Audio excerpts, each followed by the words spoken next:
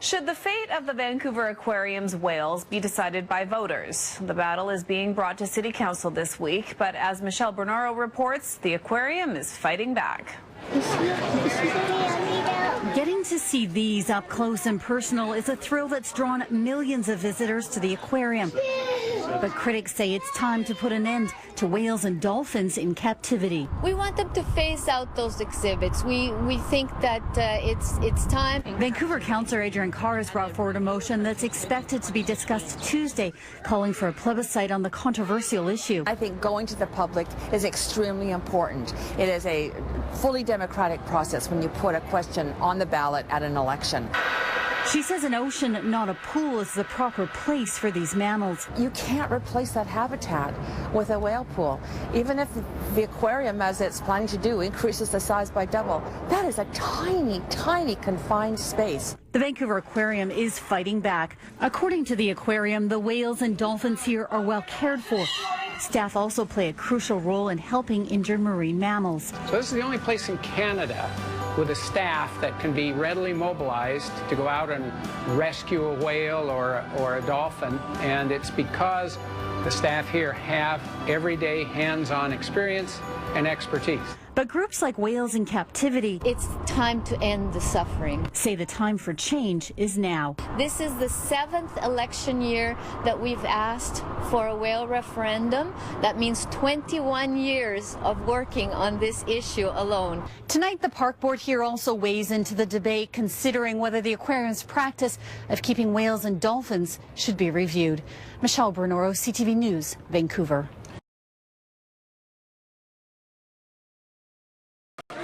It is a growing tide.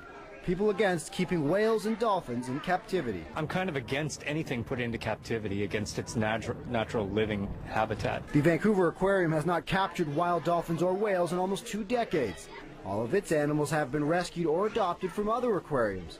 Not good enough from the wave of opposition, including Park Board Commissioner Constance Barnes. It's not acceptable. It is not right to have these amazingly beautiful beasts caged up. Now, Vancouver Mayor Gregor Robertson is wading into the controversial debate in a statement saying, "My personal view is that the Vancouver Aquarium should begin to phase out the holding of whales and dolphins in captivity. The aquarium is firing right back. A war of words over whales. We appreciate the fact that he is very supportive of the aquarium, and we recognize he has personal feelings, but believe he might not understand the vital role belugas and dolphins play in our important conservation efforts." The mayor's comments come in an election year, but there is widespread support for many of the aquarium's programs. The aquarium does amazing work. They do amazing work. My passion is very specific to cetaceans, to whales and the dolphins, and phasing them out, because I just believe it's time. The release of the documentary Blackfish is also highlighting the issue of captivity. The film is highly critical of SeaWorld profiting off of orcas for entertainment. I like to see them there, and if their habitat is comfortable for them, I guess that's okay. Of course, not everyone is opposed. However, a Vancouver Island woman has started a petition calling for a referendum on the issue. It has been signed more than 12,000 times.